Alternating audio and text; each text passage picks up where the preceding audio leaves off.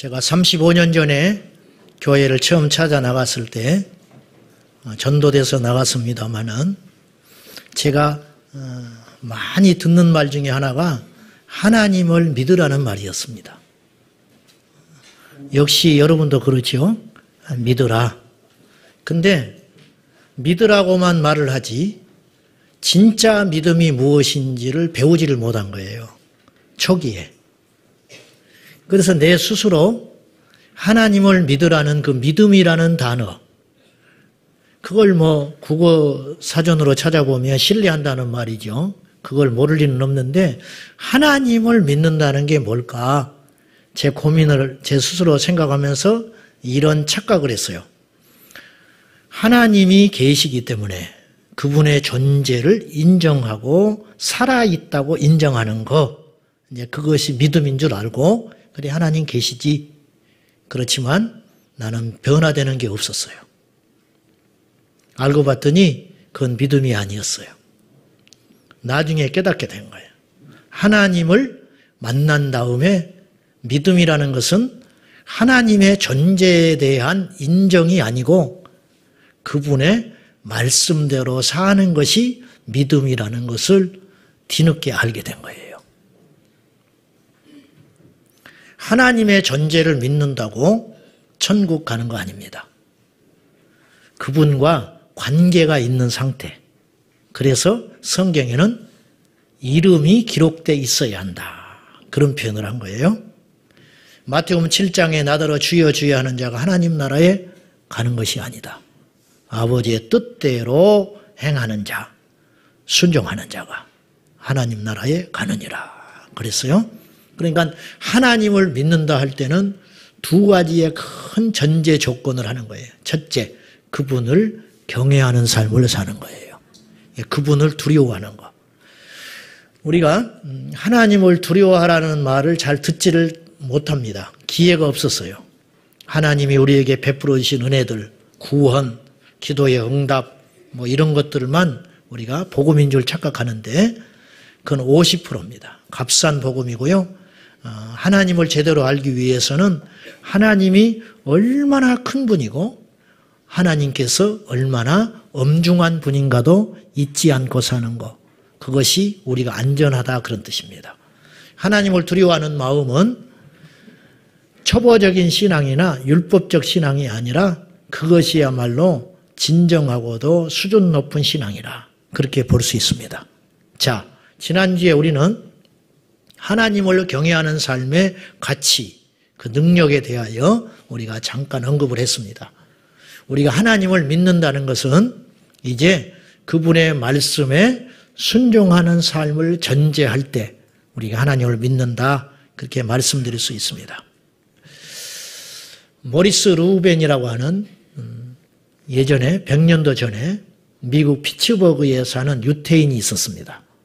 이 사람은 큰 부잣집 아들이었습니다. 유대인 재벌, 그리고 장남으로서 그 아버지의 모든 어마어마한 재산을 상속받기로 유대인 장자로서 그렇게 이제 예정된 자였는데 어느 날 거래를 하다가 사업을 하다가 어떤 한 젊은이를 만났는데 이 사람은 자기에 비하면 아무것도 아닌 존재예요. 가진 것도 없고 배운 것도 없어. 근데 이 사람을 만날 때마다 느끼는 것은 자기에게 없는 뭔가가 있는 느낌을 받는 거예요. 그래서 어느 날 이렇게 물었어요. 당신은 객관적으로 볼 때 나보다 가진 것이 너무 없다. 근데 어째서 그렇게 기쁘고 힘 있는 삶을 살 수 있는가? 이제 궁금한 거예요. 그 비결이 뭡니까? 물어봤더니 이 사람이 웃으면서 이렇게 말했어요. 나는 예수님을 믿는 사람입니다. 그렇게 이야기한 거예요. 이게 모리스 루벤은 큰 충격으로 다가왔어요. 모리스 루벤은 여호와 하나님을 믿는 유대 신앙인이거든요. 그날 퇴근길에 그는 유대인들이 금기시할 만큼 보기를 꺼려하는 신약 성경을 스스로 사서 읽기 시작합니다. 읽다가 그는 부자 청년이 예수님을 만나는 장면을 읽고 꼬꾸라져 버립니다. 내가 그렇구나. 그리고 모리스 루벤은 그때부터 예수의 사람이 됩니다. 그리고 전부를 포기합니다. 그래서 그분은 이런 표현을 썼어요. 20세기의 부자가 예수를 만났다. 그런 표현을 한 거예요. 그리고 나서 그는 오직 예수 그리스도를 위해 살기로 결단하고 복음의 삶을 살기로 시작해요. 그러니까 그의 집에서 그는 쫓겨납니다. 그리고 미치광이 취급을 받아가지고 정신병원에 2년여 동안 입원해야 했습니다. 극적으로 하나님의 은혜로 그 병원에서 나오게 되고 그는 시카고 뒷골목에서 복음을 전하는 삶을 살아요. 제가 말씀드리려고 하는 건 뭐냐면 제가 이 이야기를 여러 번 했습니다. 우리 성도님 기존 식구들한테 무슨 말을 하냐면 믿음은 그런 것이어야 한다는 거예요. 믿음의 실제가 있는가? 이걸 우리가 한번 점검해 볼 필요가 있습니다. 이스라엘 백성과 오늘 하나님께서 언약을 세우시고 이스라엘 백성들에게 뭔가를 말씀하세요. 성경은 하나님은 끊임없이 우리에게 말씀하시는 하나님으로 등장해요. 말씀하시죠. 말씀을 하실 때에는 왜 했을까? 따르라고. 순종하라고. 오늘도 주님은 우리에게 말씀을 합니다. 하나님이 말씀하는 방법은 사실 여러 가지가 있습니다. 첫째는 여러분이 성경을 읽다가 내 마음속에 비수처럼 꽂히는 말씀, 그것이 사실은 가장 오류가 없고 정확한 말씀이에요. 왜냐? 성경은 변질되지 않기 때문에. 우리가 어디 가서 누군가의 신앙에 어떤 영향을 받는다는 것은 옳을 수도 있고 그를 수도 있습니다. 반드시 우리가 성경을 통해서 다시 한번 점검하는 자세가 베레아 교회 성도들처럼 필요합니다. 말씀을 듣고 돌아가서 그들은 성경을 다시 봤어요. 그리고 그러한가 하고 상고했고 확인한 다음에 그들은 실천했다 그 말입니다. 이것이 옳은 신앙인입니다. 앞으로 이제 그런 때가 더 많아질 것입니다. 두 번째는 여러분이 주일마다 듣는 설교, 이것도 하나님이 우리에게 주시는 말씀의 일환입니다. 그리고 새벽기도, 셀모임 이런 어떤 말씀을 들을 수 있는 기회를 접할 때 분명히 우리에게 한 가지 이상씩을 말씀을 하실 거예요. 근데 이 말씀을 들을 때, 이제 말씀을 받을 때 성경은 말씀을 듣는 이 행위를 이렇게 비유로 표현을 했어요. 요한계시록에도 그런 말이 나오는데 말씀을 받을 때 입에는 단데 배에는 쓰다 그랬어요. 말씀을 받을 때 입에는 다는데 배에는 쓰다. 시간이 갈수록 고통스럽다 그런 뜻이에요. 말씀을 받을 때 네 가지의 태도가 나온다 그랬어요. 예수님이. 아시죠? 밭을 비유로 해가지고 곡식을 뿌릴 때 열매를 맺는 것이 목적인데 곡식이 씨를 뿌릴 때 떨어지는 즉시 새가 날아와서 먹어버린 밭이 있다는 거예요. 길가에 뿌려진 씨앗. 우리가 교회를 와서 예배를 드렸는데 예배당을 나갈 때에는 사람만 생각이 나는 거예요. 말씀이 전혀 기억이 나질 않아요. 이거는 말씀이 그 시간에 떨어질 때 물론 이건 정확한 말씀이라는 걸 전제하고 하는 거예요. 목사님이 뭐 자기 이야기나 하고 그런 거 말고 진짜 오리지널의 하나님의 말씀을 전한다고 전제할 때 말씀을 듣기는 했는데 고개는 끄덕거리고 갔는데 백지 상태로 가는 거예요. 그러니 말씀을 다 내 영혼의 귓가에서 마귀가 떨어지는 즉시 내 영으로 들어가지 못하게 빼서 먹어버리는 상태지요. 그냥 교회를 30년 다녀도 아무 변화나 믿음의 능력이나 역사가 안 나타나는 것이죠. 두 번째 경우가 있죠. 두 번째, 세 번째 묶어서 가시밭 그리고 돌짝밭이 있죠. 말씀을 들어요. 그리고 울기도 하고 감격하기도 하고 그렇게 살아야겠다고 결단하고 삶으로 돌아갑니다. 문제는 돌아갔는데 그 말씀을 알기 때문에 실천해 보려고 하자니 내가 너무 많은 손해가 오는 거예요. 그리고 내게 어려움이 오는 거예요. 그리고 유혹을 이기지를 못해요. 그러면 다시 주저앉아 버린다는 거예요. 겉으로는 예수를 제대로 믿는 사람 같은데 실제로 삶의 열매는 없더라 그런 말이에요. 이런 사람들이 대다수 많습니다. 제가 볼 때는 거의 많아요. 그리고 한 부류가 있는데 말씀을 듣고 삶에 나가서 실천하여 모리스 루벤 같이 실천하여 삶에 100배 결실하는 성도가 있더라. 이런 말이에요. 신앙의 연륜하고는 상관이 없는 이야기입니다. 다시 우리가 하나님을 믿는다 할 때 두 가지를 꼭 염두에 두셔야 됩니다. 첫째, 그분을 경외하는 마음이 있는가? 그분의 말을 엄중하게 생각해야 된다는 거예요. 두 번째, 그분에 대한 순종이 있는가? 이 두 가지를 점검해야 되고 그것이 없다면 우리는 하나님을 믿는 자가 아닙니다. 나는 믿지만 그분은 내 믿음을 온전하다고 인정하지 않는다는 것이지요. 오늘 11절 말씀을 한번 봅시다. 자, 시작. 너는 내가 오늘 네게 명령하는 것을 삼가 지키라. 보라, 내가 내 앞에서 아모리 사람과 가나안 사람과 헷 사람과 브리스 사람과 히 사람과 여부수 사람을 쫓아내리니. 자, 오늘 또 이제 이 세세한 항목들은 다음 주에 다뤄야 할 것 같아요. 오늘 하나님께서 모세를 시내산에 다시 불러들이셔서 십계명을 쓰기 직전에 사전 작업을 하셨죠. 이 산에 아무나 오르지 못하게 하라. 그리고 작업을 하신 다음에 모세에게 하나님이 뭔가를 명령하시고 말씀하기 시작한다는 거예요. 그걸 말씀하실 때에는 우리를 죽으라고 하신 거예요? 살리려고 하신 거예요? 살리려고. 고대 교부들은 이런 표현을 썼어요. 교회는 하나님의 입이다 그랬어요. 하나님의 입. 정말 멋진 표현이에요. 교회는 하나님께서 끊임없이 말씀하시는 입과 같다. 그러니까 교회에서 전해지는 성경의 메시지들이 여호와의 말씀이라는 거죠. 바르다는 걸 전제하고 하는 거예요. 교회는 여호와의 입이다. 기가 막힌 이야기죠. 신명기 28장 1절에 보면은 모세를 통하여 하나님께서 이렇게 말씀을 하십니다. 자, 시작.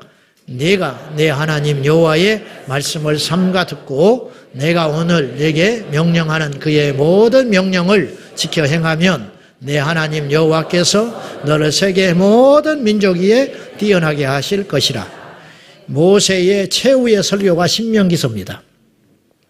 이제 요단강을 건너서 가나안 땅에 들어가기 직전에 모세가 120살이 됐을 때 마지막 자기의 전부를 걸고 광야에서 태어난 40년 태어난 그 세대와 세대를 두고 모세가 마지막 설교를 할 때 오늘 내게 나를 통하여 하나님께서 명령하신 바를 삼가 듣고 정말 소홀히 듣지 말고 조심하여 듣고 지켜 행하라. 그러면 너희들을 세계 모든 민족 가운데 뛰어나게 하실 것이다. 이렇게 약속하셨어요.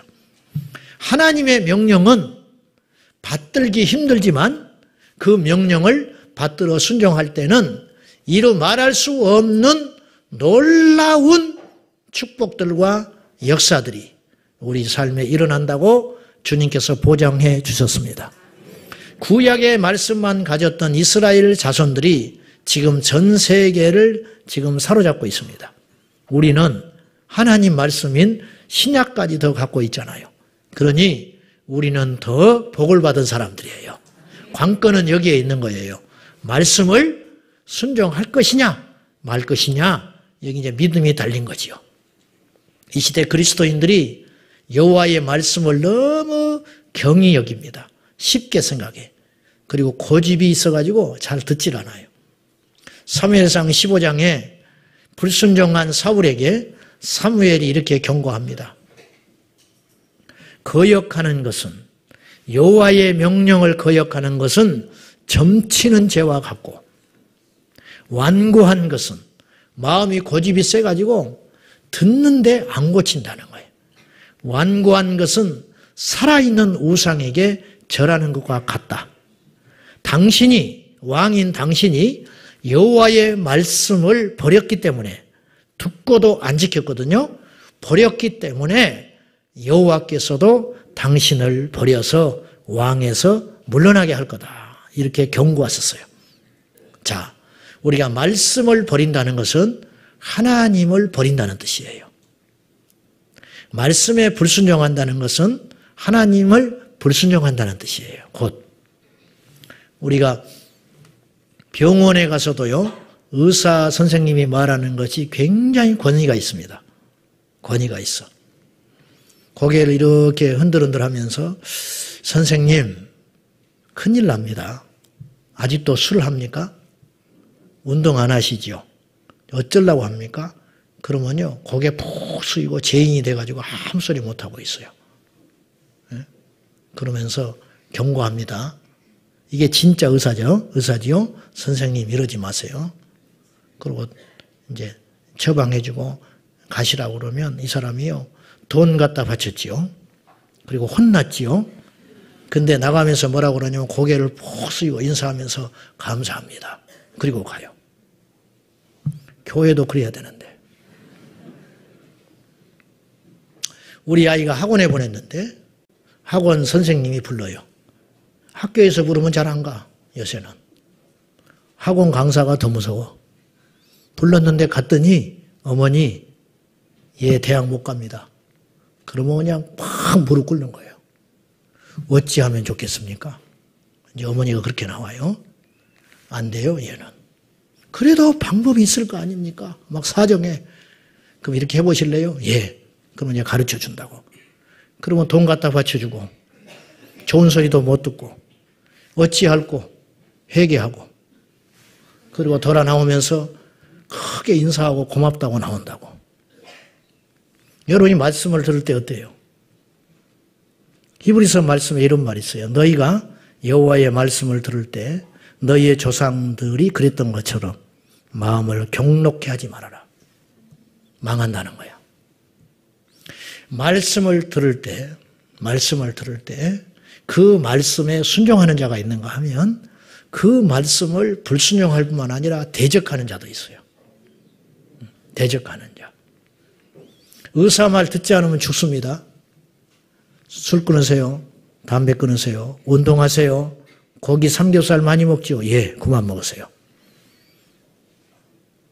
그리고 꼼짝없이 들어요. 근데 죽을 사람은 어떻게 말을 하냐면 더럽게 까다롭네. 내 몸 내가 알아. 응? 뭘 안다고. 그리고 와서 제멋대로 살아요. 그 사람은 곧 죽어요. 말씀에 오류가 없다면, 성경에서 분명한 근거가 있는 하나님의 말씀이라면 그 말씀에 순종하면 그 말씀이 나를 지켜줍니다.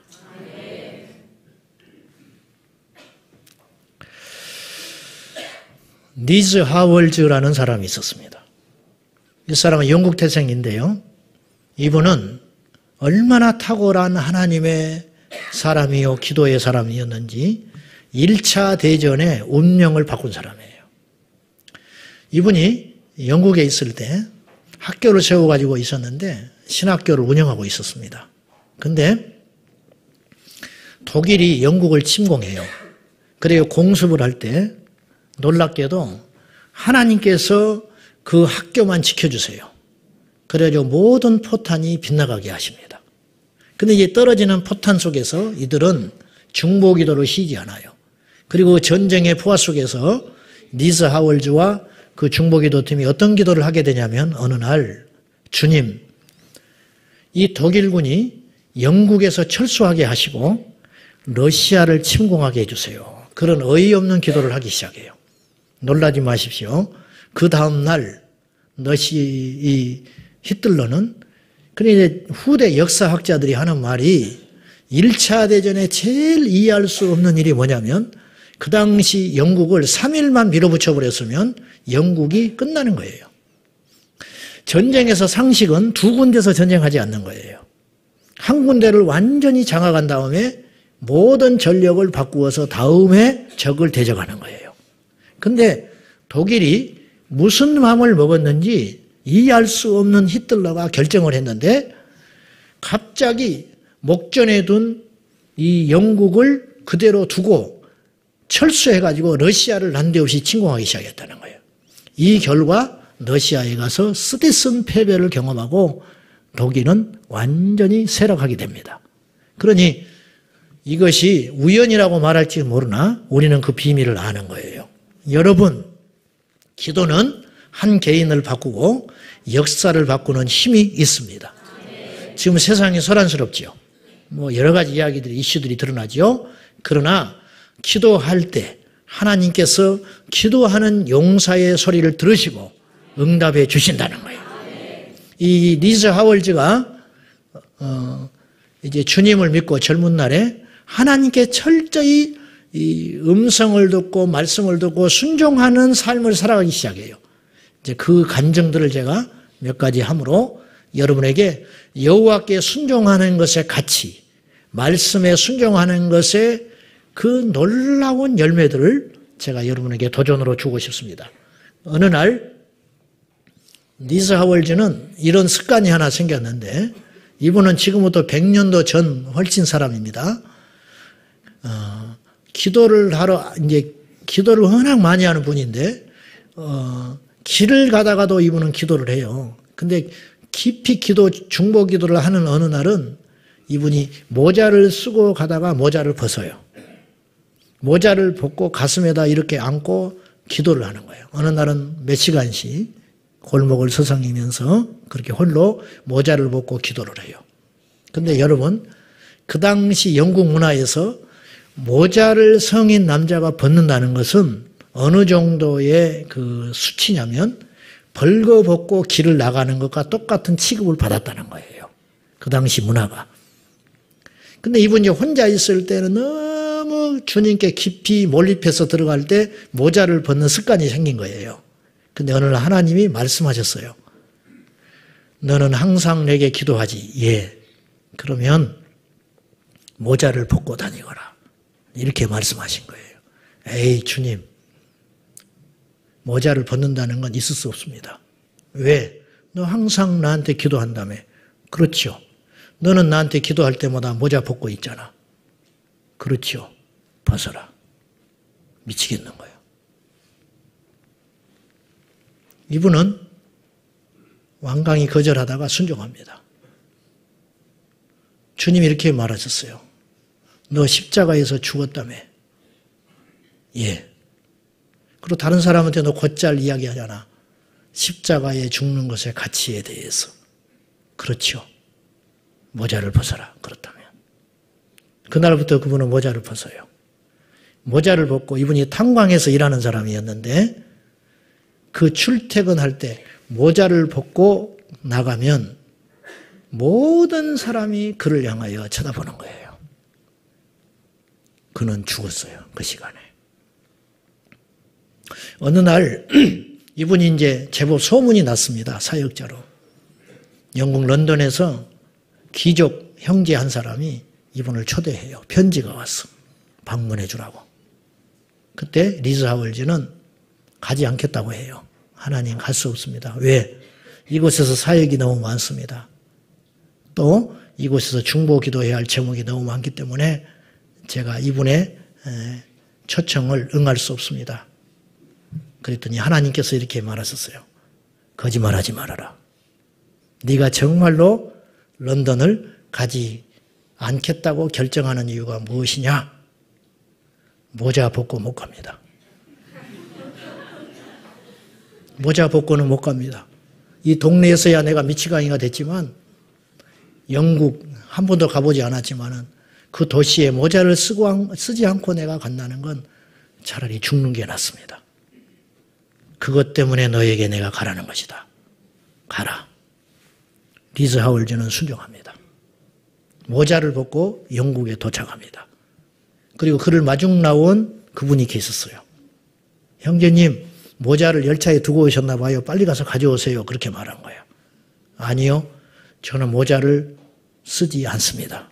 근데 이분이 굉장히 당황을 하는 거예요. 집에 가면 제 모자가 하나 있으니 드리도록 하겠습니다. 아닙니다. 저는 하나님께서 말씀하신 바 모자를 쓰지 않습니다. 그리고는 무게차, 지붕이 없는 차를 타고 이 두 사람이 그걸 타고 집으로 가요. 모든 런던에 있는 사람들이 리즈 하월즈를 쳐다봅니다. 그는 죽었습니다. 그는 죽었어요. 어느 날 이 형제가 말씀을 전하러 갔는데 그날 두 사람이 말씀을 전하게 된 거예요. 리즈 하월즈는 두 번째로 설교하게 돼 있었어요. 그 전에 있는 사람이 설교를 하는데 엄청난 기름 부음이 있는 거예요. 그래서 그날 많은 사람들이 하나님을 만나요. 리즈 하월즈가 두 번째 설교를 하고 내려와서 마음이 편치 않습니다. 왜냐? 그분이 너무 설교를 잘했고 자기는 그에 비하면 초라했기 때문에. 내색은 하지 않지만 그때 주님이 말씀하십니다.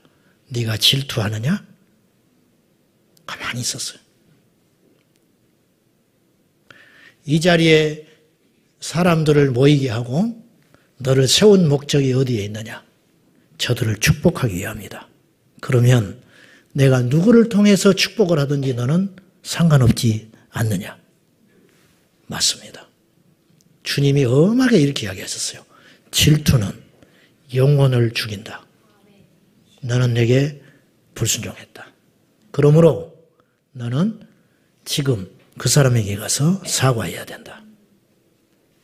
겉으로 말한 것도 아니에요. 속으로만 그런 생각을 품었어요. 네가 만약에 그에게 가서 오늘 사과하지 않으면 모든 청중들 앞에서 너는 그 사실을 이야기해야 할 것이다.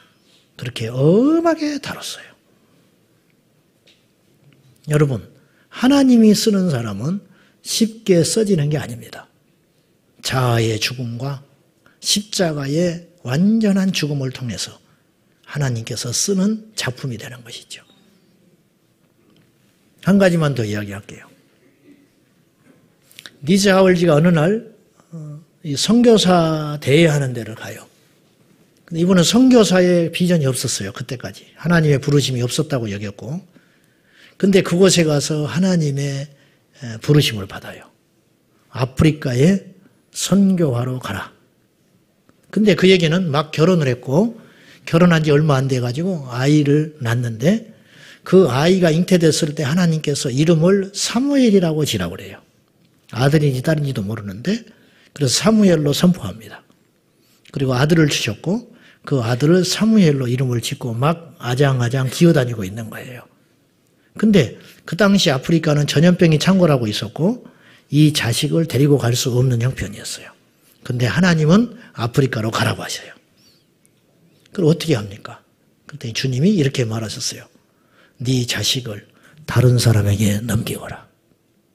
정천벽력과 같은 소리죠. 그때 하나님께서 그에게 멀리 살고 있는 외삼촌 네를 집에 보내줘요.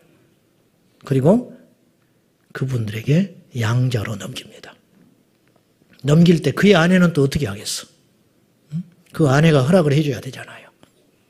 근데 하나님이 한마음을 주십니다. 그리고 그 핏덩어리를 울면서 떼어놓습니다. 떼어놨을 때, 떼어낼 때 리즈 하월즈에게 이런 마음이 들었다는 거예요. 아브라함이 모리아산에 이삭을 번제로 드릴 때, 그리고 하늘에 계신 하나님께서 자기를 위해서 아들을 띄어서 십자가에 죽이기로 결단할 때 그 심정을 조금 알게 됐다는 거예요. 근데 하나님이 이들의 헌신을 너무 기뻐 받으셨어요. 그리고 그 아들 핏덩이를 울면서 그 사무엘을 알고 봤더니 사무엘이라는 이름도 뜻이 있었던 거예요. 한나가 사무엘을 낳지만 자기 품에서 기르지 못합니다. 성전에 띄워놓지요. 하나님께서는 모든 걸 예비하셨어요.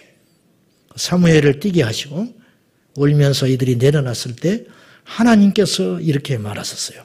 너는 내게 모든 것을 구해라. 네가 한나를 번제로 드렸으니 네가 아프리카에 있는 수만 명의 영혼을 구한다 할지라도 내가 들어줄 것이다.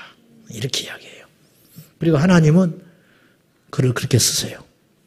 그리고 그의 외삼촌에게 양자로 내어준 사무엘은 하나님께서 멋있게 키워내십니다. 12살에 이 사무엘은 거듭나게 됩니다. 외삼촌 밑에서 거듭나게 되고 옥스퍼드 대학을 나오는 재원이 되는데 이 양 부모들은 의사가 되기를 원해요. 그러나 이 사무엘은 사역의 길을 갑니다. 그리고 신학을 하고 훗날에 리즈 하월즈가 세우는 웨일즈 대학의 학장으로 부임하게 됩니다. 다시 돌아온 거예요. 이삭을 내놨지만 하나님께서 아브라함의 품에 다시 주신과 같이 하나님께 내어드리는 건 결코 손해가 아니에요. 순종의 길은 쉽지 않습니다. 말처럼 쉽지 않습니다.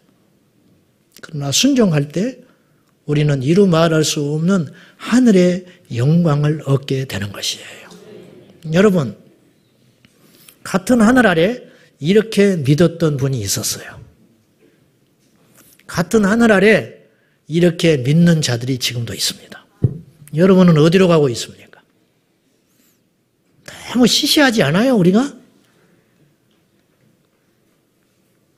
우리 하나님 믿는다고 말하기 부끄럽지 않습니까? 저를 포함해서. 말씀 맺겠습니다. 하나님은 우리에게 명령하시는 분이고요. 우리는 순종하는 존재입니다. 근데 순종을 뛰어넘는 복종. 순종은 적절한 예인지는 모르겠지만 이렇게 예를 들 수 있어요. 아브라함에게 하나님께서 이삭을 번제로 드리라 할 때 왜요? 드린다면 뭐가 있는데요? 그리고 드리면 이건 순종이에요. 그러나 복종은 예, 그리고 가는 거예요. 이 시대에 순종이라는 단어가 왜곡되어 있습니다. 어느 목회자가 성도들에게 순종하십시오. 그러면 10중 8구 들을 때 거부감이 생기는 이유는 목사 말 잘 들으라고 하는 거구나. 그렇게 받아들여요. 실제로 이 순종의 어마어마한 가치가 목회자들에 의해서 왜곡되고 잘못 사용된 경우들이 너무 많았어요. 권위. 그래서 이 권위를 잘못 사용함으로 폐가 망신한 교회와 공동체가 너무 많기 때문에 이 시대에 성도들에게 하나님의 말씀에 순종하라는 명령을 담대하게 전하기 어려운 시대가 됐다고 말이에요. 그 결과 어떤 일이 빚어졌냐면 교회가 약해지기 시작하고 성도들은 복을 잃어버리게 되고 목회자는 하나님 앞에 싹군이 되어가고 있는 현실이 이 시대가 통탄할 따름입니다. 성도 여러분, 하나님은 우리에게 말씀하는 분입니다. 그리고 우리가 받아들여야 할 것은 그분에 대한 순종을 뛰어넘는 순복, 순종과 복종으로 나갈 때 하나님께서 우리를 지켜주시고 우리를 보호해 주시고 우리의 영혼을 간수하시사 우리 후대까지 이르러 하나님께서 책임지는 믿음의 가문으로 쓰임받게 될 것입니다. 진정한 믿음의 사람은 하나님의 말씀에 순종합니다. 근데 이제 문제는 우리가 하나님의 말씀이 우리 심령에 들려온다든지 설교를 통하여 들려올 때 어떻게 분별하냐는 거예요. 이게 하나님 말씀인지 어떻게 아냐는 거예요. 그죠? 리즈 하월즈에게 어떤 이가 질문을 했어요. 리즈 하월즈가 하나님의 음성을 자꾸 듣고 순종을 하니까 당신은 어떻게 하나님의 말씀을 알고 어떻게 하나님의 뜻을 알고 그렇게 순종합니까? 그랬을 때 리즈 하월즈는 이런 말을 했어요. 너무도 쉽습니다. 당신은 당신의 어머니의 목소리를 잊은 적이 있습니까? 아니죠. 어머니의 목소리를 또렷이 기억하듯이 우리에게 들려오는 하나님의 음성은 그처럼 선명합니다. 그렇게 이야기했어요.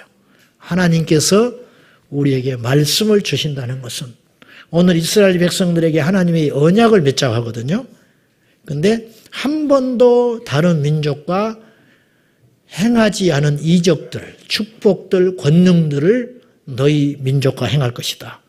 그러기 위해서 약속을 하자. 그러기 위해서 나의 명령을 따르라. 복이죠. 엄청난 복이죠. 하나님 우리를 부르시사 우리 어떤 걸 말씀하시고 우리에게 어떤 걸 명령하신다는 것은 우리를 사랑한다는 증거입니다. 그것에 순종하시기를 축복합니다. 기도합시다. 하나님, 우리는 일상 살면서 나보다 조금 더 경험 있는 사람, 나보다 더 잘난 사람 말을 들으면 꼼짝없이 순종합니다. 하물며 이 세상을 창조하시며 모든 질서와 운행함으로 한 채 오차 없이 우리를 이끌고 가시는 하나님의 말씀이야 하오리까. 주여, 말씀을 들을 때 무시하거나 경로하거나 불순종하지 아니하며 그 말씀에 순복하는 예수님의 사람들 되게 하여 주옵소서. 예수님의 이름으로 기도하옵나이다. 아멘.